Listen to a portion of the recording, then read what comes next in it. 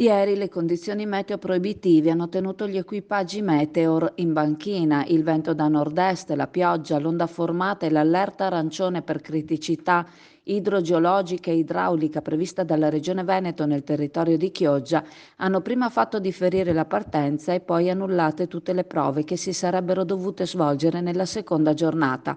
Classifica quindi invariata, in testa Pecora Nera, seguita dalle Clodiensi, Engi e Anemos. Oggi si cercherà di capitalizzare al meglio il tempo a disposizione, infatti il campionato sarà valido per l'assegnazione del titolo italiano dalla conclusione della quarta prova.